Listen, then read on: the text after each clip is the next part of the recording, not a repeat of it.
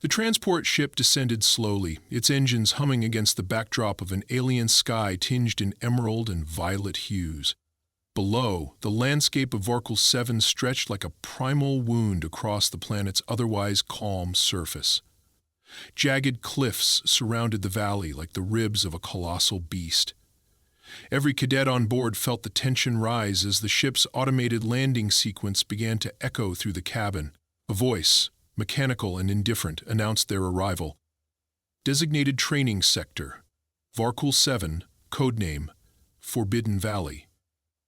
Begin descent protocols. Final evaluation commences in T-15 minutes. Leo sat quietly in the corner, his helmet resting on his lap. He was the only human in this cycle of the Intergalactic Cadet Program, a curious blend of diplomacy, survival, and interspecies training. Around him, cadets from a dozen different species readied their gear. Tall insectoids with crystalline armor, squat reptilians humming in low tones to stabilize their core temperatures, and sleek avian hybrids flexing wings and sharpening talons. All of them came from civilizations with millennia of galactic tradition. Leo, by contrast, came from a world still new to the stars, a death world, as many of them liked to whisper. But he didn't flinch at the nickname. In fact, he'd learned to wear it like a second skin. He was used to the way the others sized him up, curious, skeptical, occasionally amused. He knew he wasn't the strongest or fastest. He didn't have psychic adaptations or built-in biological tech. What he did have was quiet awareness, a deep sense of observation, and the instinct to survive without drawing unnecessary attention. That instinct was honed not in labs or simulators, but in forests, deserts, and concrete jungles back home. As the ship touched down, the blast shields retracted, revealing the valley in all its surreal majesty. It was both haunting and beautiful, a place carved by ancient tectonic forces, dotted with glowing fungi and thick vines that pulsed with bioluminescent veins. Towering stone totems etched with swirling alien glyphs stood in symmetrical patterns, marking the boundary of the sacred trial zone. And at the very center of the valley, between a cluster of basalt spires, lay the beast, the Mulver Guardian. The creature was unlike anything Leo had ever seen outside of old Earth mythology. At first glance, it resembled a blend of terrestrial predator forms, a feline's agility, a bear's brute mass, and a wolf's fierce eyes. Its hide shimmered with dark metallic scales, each flexing independently in the wind. Twin tusks protruded from its lower jaw, curved like scythes, while its tail flicked rhythmically across the rocks. It breathed slowly, its nostrils flaring with every inhale, sending steam into the cool air. Even in stillness, it radiated coiled danger, like a thunderstorm in waiting. "Cadets!" barked Instructor Vartalin, a rigid quadruped of the Kothari order. His voice came through the comms with a heavy accent and a tone used to issuing commands. "You are not to harm the Guardian. The mission is simple. Pacify the creature and gain passage to the ancient temple at the valley's end. No lethal force, no tranquilizers, no command-level override devices. Use only what you carry and what your instincts dictate. This test is sacred. Fail and you walk back through the jungle on foot. Succeed and your names will be etched into the temple wall as honored graduates." Several cadets exchanged glances. Some grinned, others narrowed their eyes. For many of them, this was just another step in the rigorous curriculum, a test designed to weed out the impulsive from the prepared. For Leo, it felt more like a moment of quiet reckoning. Instructor Vartal continued, now pacing along the line of disembarking cadets. "The Mulvar beast is bound by tradition to guard this place. No one has ever truly tamed it. Those who pass this test often do so by distracting it long enough to slip by, but some try to connect with it. Few succeed. Fewer still do so without injury." The first cadet to volunteer was a towering Vexari named Kolshin, a species known for their mental coercion. Kolshin activated a psychic amplification band around his brow and began marching forward with calculated confidence. The beast raised its head the moment Kolshin entered the clearing. A low growl vibrated through the valley. Kolshin extended his hand, his fingers splayed, his eyes glowing with mental focus. Leo watched intently. For a moment the air held still. Then, without warning, the beast lunged, not a full pounce, but a sharp, deliberate charge. Kolshen barely escaped the strike zone, retreating in shame and coughing from the psychic backlash that short-circuited his device. Others tried in succession, each one relying on advanced tactics. A Delurian cadet used a sound emitter calibrated to mimic mating frequencies of local fauna. The Malvar roared so loudly in response that her device shattered. A Valoran cadet attempted to use cloaking tech, hoping to bypass the creature unnoticed, only to find himself slammed into a moss-covered pillar when the beast's nose sniffed him out mid-step. Each attempt left the group more anxious. Leo remained near the rear, his mind running through everything he had noticed. The creature wasn't attacking at random. It moved only when approached with force, noise, or deceit. Its eyes weren't bloodshot with rage, but alert with caution. It did not strike to kill, only to warn. The slight tilt of its head, the pattern in its breathing, the way it pawed at a certain spot in the dirt, there were signs of higher cognition. When Instructor Vartel called for another volunteer, there was hesitation. Most cadets looked away. Leo raised his hand. Murmurs rippled through the crowd. "A human?" Someone hissed through the comm channel. "He doesn't even have tech." Instructor Vartel gave Leo a long, skeptical look. "Human cadet, you are aware of the risks?" "Yes," Leo replied calmly, his voice steady. "But I think I understand something the others missed." With that, he stepped forward. No weapons, no gadgets, just his backpack and the small kit he carried for emergencies. As he walked, he removed his gloves, letting his skin feel the air. He didn't look the beast in the eye. He didn't march in a straight line.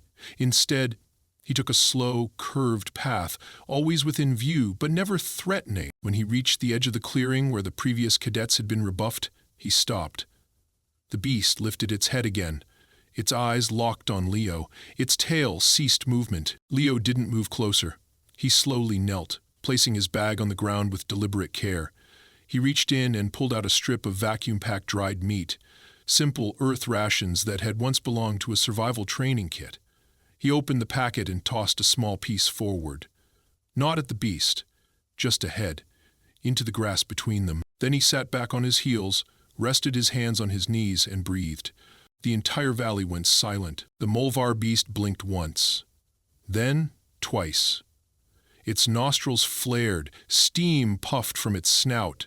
It sniffed the air, and in a movement so slow it was almost reverent, it stepped forward. Leo did not move. He waited, the second piece of meat resting in his palm. The beast sniffed the first offering. Then, with surprising delicacy, it picked it up and swallowed. The watchers on the ridge couldn't believe it.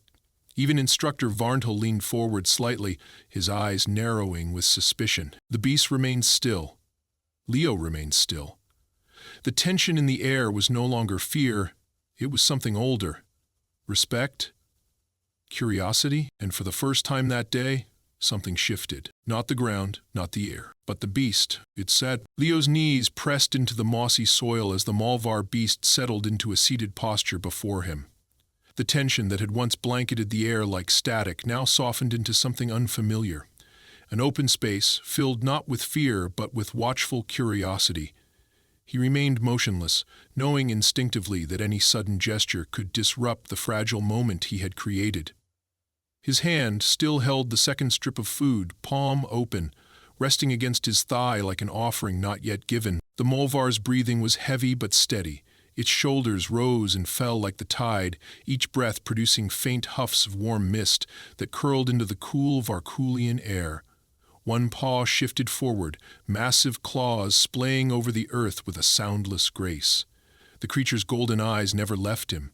Its ears twitched occasionally, not in agitation but in awareness, as if listening not just to sound, but to Leo's breath, to his heartbeat, to the rustle of his clothing. The beast was reading him as thoroughly as any instructor might evaluate a cadet's posture or tone. From the ridge above, the other cadets were frozen in disbelief. None dared speak. The instructors said nothing either. Even Instructor Varntel, whose usual commentary never ceased during evaluations, remained rigid and silent. The tension among the observers had transformed into a stunned reverence, though none of them would yet admit it aloud. Leo slowly shifted his weight, inching into a more relaxed sitting position, while keeping his gaze downward. His movement was smooth, patient, carefully telegraphed, as though he were letting the creature read each step before making it. He placed the second strip of food gently on the ground, a little closer than the first, and then returned his hand to his knee. The Malvar blinked once, then moved its head forward in a low arc. Its nostrils flared as it sniffed the air between them. Then, with no sense of urgency, it leaned forward and retrieved the food with its lips, never once touching him. The creature chewed, slowly and deliberately, its jaw working with surprising delicacy given the bulk of its frame. Leo allowed himself a small exhale. He reached again into his bag, but not for more food. This time, he withdrew a cylindrical metal object, his field canister. Unsealing it with a soft click, he poured a small amount of water into a shallow dish from his kit. His fingers trembled slightly as he did this, not from fear, but from the intensity of the moment. He placed the dish down gently and slid it forward along the moss, then backed his hand away. The Molvar cocked its head. For the first time, its eyes left his. It examined the offering and then stepped forward, placing both forepaws just inches from the dish. The ground trembled under its weight, but it made no aggressive movements. Lowering its snout, it sniffed the water and took a long, loud slurp. Leo watched the way its muscles moved beneath the armored skin, how the flick of its tail corresponded with the way it breathed. He wasn't trying to dominate the creature, he was trying to understand it. Each twitch, each growl, each blink was a form of language, the kind that didn't need words or technology. It required attention, intuition, and presence. The moment deepened. Suddenly from above, a loose rock tumbled from the ridge. The sound was sharp, a clatter that echoed like a warning shot across the valley. The beast reacted instantly. It snarled, a low, guttural sound that made Leo's skin go cold. Its body tensed, coiling to spring, its gaze shooting toward the ridge where the sound had come from. Leo didn't have time to see who had caused it. He only knew that the fragile balance had been broken. Without thinking, he moved, but he didn't run. He placed one hand softly on the ground and leaned forward, slowly, deliberately placing himself between the beast and the ridge. He didn't raise his arms or speak. He just made himself visible, present, as a calm fixture in the beast's vision. His breath slowed, chest rising and falling rhythmically. He wanted the Malvar to see that he had not been startled, that the fear and tension belonged to the noise, not to him. The beast hesitated. Its eyes darted between him and the ridge, then back again. Its lip curled once, exposing a row of curved fangs the size of Leo's forearm. Then it stilled, its snarl fading into a deep exhale. He dared to speak now, not loud, not commanding, but soft and firm. "You're all right," he said, unsure if the beast understood his words, but believing it would understand his tone. The Malvar sat back down. Leo didn't know it yet, but the instructors had already begun rewriting the evaluation parameters. None of them had anticipated a cadet maintaining control of the Guardian for more than a few seconds, much less several minutes. What he had done wasn't dominance or trickery, it was rapport, and it left the faculty with no precedents to reference. He remained in the clearing for what felt like hours, though the sun above barely shifted. Time was fluid in such moments. He continued to offer the beast water, then took out a small brush he'd once used to clean survival tools and gently brushed dust from his own uniform. He did this casually, not as a performance, but as a signal that his actions were peaceful, habitual, unguarded. The Malvar watched him with an expression that could only be called curiosity. When the creature finally lowered its entire body into a resting position, head on pause, breath slow, tail relaxed, it was not out of defeat. It was trust. Leo understood the difference. He had seen animals back home sleep with one eye open, never fully yielding to safety. This was not that. He remained still, mirroring its calm. No cameras clicked, no measurements were taken, no calm chatter resumed. The scene below had passed into something beyond evaluation, something sacred. Then, without instruction or ceremony, Leo stood. The Malvar lifted its head slightly but did not growl or move to block him. He nodded once toward the beast and stepped around it, walking the direct path that led toward the ancient temple site at the far end of the valley. The instructors did not stop him. He passed beneath the towering totems, their glyphs glowing faintly, and continued up the moss-covered incline toward the structure of pale white stone that awaited him. Behind him, the Malvar did not rise. It merely watched. From the ridge, Instructor Vartal lowered his field binoculars and turned to the gathered cadets. "None of you are to interfere," he said quietly. "He is to complete the trial alone," one of the avian cadets muttered. "He didn't pass, he changed the parameters." "No," Vartal replied. "He met them. He simply used a method none of us were wise enough to consider. The beast accepted him. The temple will too." No one spoke after that. The ridge remained still as Leo, now little more than a small figure in the distance, reached the edge of the temple's inner perimeter and stepped into the misted stone doorway. The glyphs lit up behind him as he disappeared into the structure. The beast rose once more, turned in place, and slowly laid back down with its body curled protectively around the path he had taken. As Leo stepped through the mist-veiled threshold of the ancient temple, the atmosphere shifted. The chill of the valley gave way to a dense warmth, heavy with centuries of stillness. The entrance closed behind him with a soft tremor, not mechanical, but as though the structure itself had exhaled and sealed him within. For a moment he stood motionless, allowing his eyes to adjust.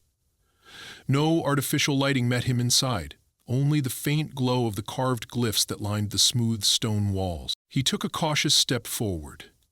Each movement echoed with quiet finality, his boots tapping against stone floors worn smooth by untold generations of those who had passed this way before. The corridor ahead branched in 3 directions, left, right, and straight. There were no signs, no digital guides, no instructors hidden behind one-way glass. It was up to him now. Whatever came next would be a test of understanding, not force. He chose the path ahead not out of instinct, but because the air smelled cleaner that way. Subtle differences, less dust, more airflow, a hint of damp moss, spoke of recent movement. He followed it slowly, trailing his fingers along the glyphs as he walked, feeling their faint warmth beneath his skin. Some resembled planetary orbits, others spirals of creature forms, and a few were purely abstract. He didn't try to interpret them, not yet. The corridor opened into a wide circular chamber, bathed in a soft golden hue, emanating from a crystal embedded high in the domed ceiling. At the center of the room was a pool, shallow and glass still, surrounded by 7 angular stones spaced like a ritual circle. Floating above the water was a metallic disc, spinning slowly, silently, suspended by unseen force. He stepped closer. As he reached the edge of the pool, the disc stopped spinning. A pulse of light shimmered through it, then down into the water. The surface rippled. From within the pool, a projection rose, holographic but unlike any he'd seen before. It didn't depict a map or a code or a combat sequence. Instead, it showed a creature, long-bodied, sleek, covered in scales that shimmered like obsidian. It looked nothing like the Mulver beast, yet its eyes were the same. Intelligent, wary, alive. Then the image changed. The creature was caged, bound, prodded with rods and light. The scene shifted rapidly, flickering through ages of containment, until finally it showed a figure, humanoid, cloaked in white, kneeling and placing a hand through the bars. The creature hesitated, then leaned into the touch. The image dissipated. Leo didn't blink. He understood. This temple wasn't a proving ground of strength. It was a remembrance chamber. It recorded connections between species, between minds, not those forged through dominance, but through trust. The guardian at the valley's edge was not there to be conquered. It was there to protect this memory, to test who understood what this place was truly about. He sat on the nearest stone and closed his eyes. The room didn't ask for actions. It asked for stillness.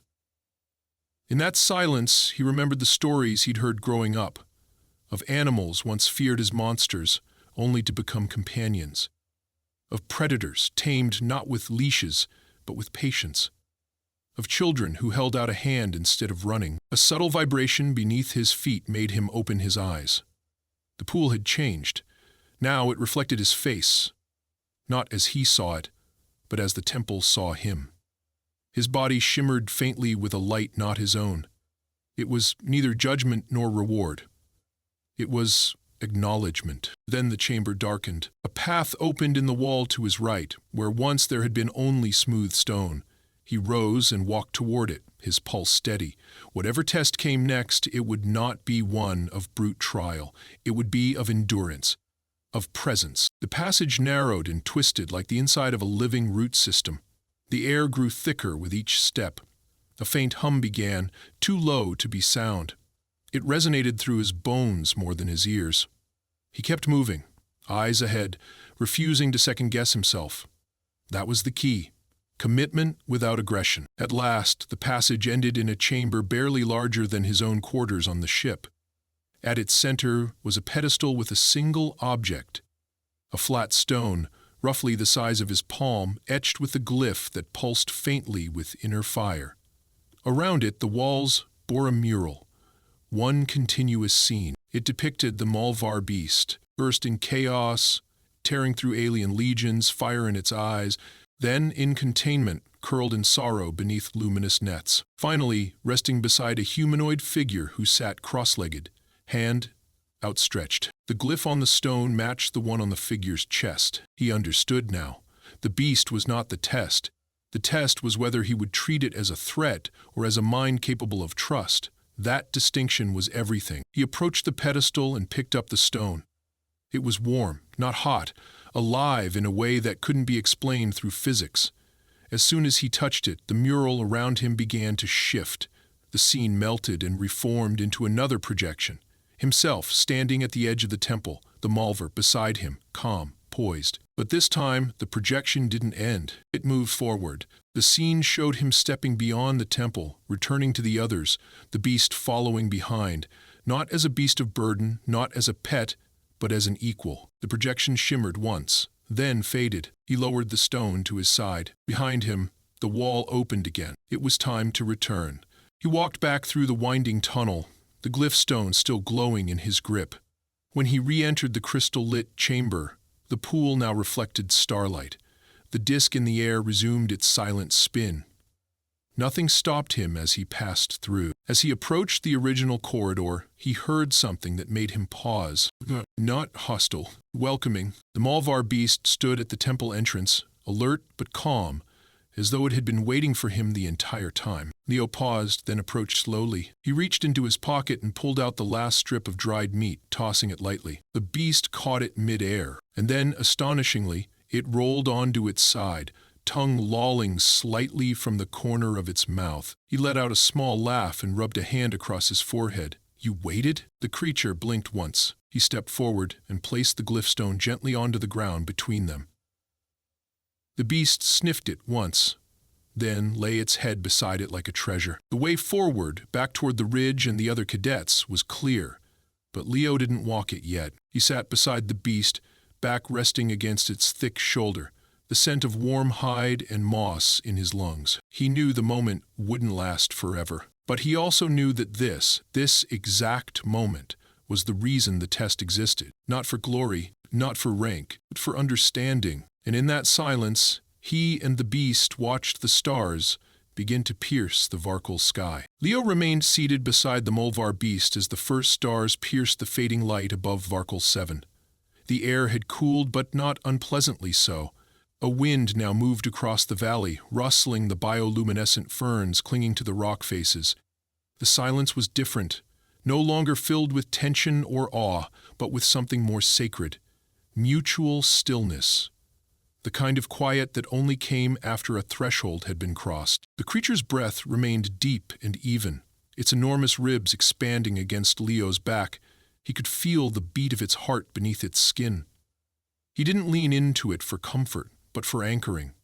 He didn't yet know what would come next. He only knew it would not be like what came before. High above on the observation ridge, Instructor Varthal finally moved. His hoofed feet clacked against the flat stone as he turned from the viewing scope and looked at the gathered cadets. He tapped the side of his visor once, connecting to the central comm line. The blue light flashed, signaling that the channel was open. "The temple accepted him," Varthal said flatly. "He returns bearing the glyph." An audible reaction rippled through the cadets. Some shocked, some openly disbelieving. one or two even envious. No one said Leo's name, but they all knew it. One cadet in particular, a tall insectoid named Xerx, narrowed his compound eyes. He clicked his mandibles once in irritation. His species, the Lithkai, were known for mental synchronization and pattern-based cognition. Xerx had scored highest in tactical simulations for 6 cycles in a row. He had trained for the Varkal trial obsessively, analyzing every past scenario and combing through ancient fragments of temple lore. He had not anticipated failure, and he had certainly not anticipated failure to a human. He stepped forward. "With permission, Instructor," Xerx said through the vocalizer strapped across his thorax, "I request to greet the returning cadet at the ridge pathway, as tradition dictates." Varthal's eyes narrowed. He knew tradition well. It was common for the most senior cadet to receive the one who passed a sacred trial. It was meant as a gesture of honor and solidarity, but he also understood tone. Xerx did not intend a welcome. "Permission granted," Varthal said after a pause, "with the understanding that this ritual does not include contest." Xerx bowed his head. "Of course, Instructor." He began his descent down the eastern cliffside path, accompanied by 2 junior cadets who flanked him as silent witnesses. Down in the valley, Leo stood at last. He placed his hand on Demolver's massive shoulder and gave a slight pat. The beast chuffed in acknowledgement, then rose slowly to its feet. Its full height was once again imposing, but its posture remained loose. Leo stepped toward the central path, the one that led up the carved ridge trail and back toward the command hub. The creature followed him unprompted. The ascent was steep in places, carved into the very mountain by generations of cadets long past. He could feel the weight of what it meant to walk this trail after the temple had opened to him. But he also felt something deeper, that he was not walking alone, not just in body but in purpose. When he reached the final rise, he saw Xerx waiting. The Lithkai stood tall, arms folded, his thorax armor polished to a gleam. His expression was unreadable to those unfamiliar with his species, but Leo didn't need facial cues. He read body angles, the position of the feet, the way the claws on Xerx's hands subtly flexed and unflexed. Leo didn't slow his pace, but his steps were precise, measured. Xerx stepped forward, offering a formal bow. "Cadet Leo, the ridge welcomes your return." Leo bowed in return. "Thank you." A long silence followed, stretched tight as a drawn wire. Then Xerx spoke again. "You accomplished something unexpected. But unpredictability is not mastery. The beast could yet be conditioned, its trust manipulated." Leo shook his head calmly. "It wasn't manipulation, it was understanding." "Words," Xerx hissed, the vocalizer slightly distorting the tone. "You entered the trial with no enhancements, no tools of persuasion, no tactical override. And yet, the beast obeys you." "He doesn't obey," Leo replied. "He chooses." The Molvar, who had paused several meters behind, let out a soft growl. Not loud, not aggressive, but very deliberate. Xerx's lower limbs shifted. The message had been received. Bartiel's voice came through the overhead comms once again. "Ritual concluded. Cadet Leo, report to command deck for debrief." Leo nodded and moved past Xerx without a word. The Molvar followed, slowly, stepping past Xerx without sparing him a glance. The creature's tail flicked once as it passed, brushing the edge of the path beside Xerx's boot. Xerx said nothing. Leo reached the platform where the instructors waited. He approached the central console, where a scanner was embedded. Without being prompted, he placed the glyph stone onto the device. A column of light rose around it, analyzing, translating, and projecting the results onto the air above. The translation was not in galactic script. It was visual, a memory map encoded in pulses of light and scent, echo and color. The instructors watched in silence as the temple confirmed what had happened inside. No deceit, no bypass, no hack, genuine connection. Bartiel approached and held out a small rectangular badge. "Cadet Leo, you have completed the Varkul trial. Your name will be etched in the upper archive, not for overcoming the beast, but for listening to it." Leo accepted the badge without ceremony. He didn't smile, he didn't bow. He simply accepted. Then he turned toward the Molvar, who stood behind him, towering above the assembled staff and cadets. Barthel cleared his throat. "The Guardian may return to the valley," but the Molvar didn't move. Instead, the beast stepped forward and lowered its head toward Leo's chest. Slowly, deliberately, it tapped the spot where the glyph stone had been carried. Leo hesitated, then nodded. "He wants to come with me," he said. The statement caused a visible ripple through the gathering. "That has no precedent," said one of the assistant coordinators. "Let it be written," Vontal replied. "This entire event has no precedent." He looked toward Leo. "Are you prepared for what this means?" Leo glanced up at the guardian beside him, then back to the instructor. "Yes." Leo stood motionless as the implications settled around him like invisible gravity. The instructors whispered among themselves, but none dared raise a formal objection. The Malvar beast remained beside him, calm yet alert, its golden eyes observing every twitch of movement from the surrounding personnel. Instructor Varnell tapped at his command slate but said nothing further. What had once been a controlled trial had spilled beyond its formal boundaries, and no one in the Ridge command post knew how to proceed with a creature who had broken free of expectation. The platform lights dimmed as dusk overtook Varkle 7. The stars multiplied in the sky, some glinting faintly from nearby sectors, others ancient and steady. A silence hung in the command circle, not the kind that followed chaos, but the sort that followed the turning of a page. Leo lowered his gaze briefly toward the glyph badge now affixed to the front of his uniform. It shimmered with a pale pulse, reacting to his body's energy signature. Not a medal, not a decoration, a mark of passage. He turned toward the Mulver. "He stays with me," Leo said again, not as a question and not for approval. Bartiel finally lifted his head and studied the boy. "Then protocol must change." Leo didn't respond. He didn't need to. Transport vessels began arriving near the outer ridge in synchronized patterns, their engines humming like distant thunder. The cadet cohort was being recalled to the orbital base for post-trial debriefings, evaluations, and reassignment. Leo watched silently as students began boarding in structured columns. Some glanced his way, others avoided looking at him altogether.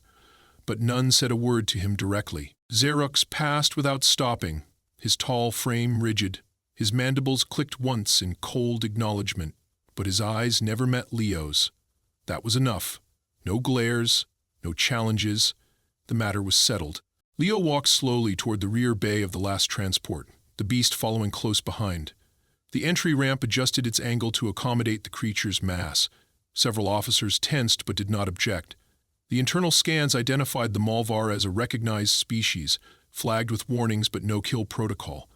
For the first time in galactic cadet history, the scan accepted both man and beast as one traveling entity. Inside the ship, Leo chose the rear compartment, a cargo section retrofitted for flexibility.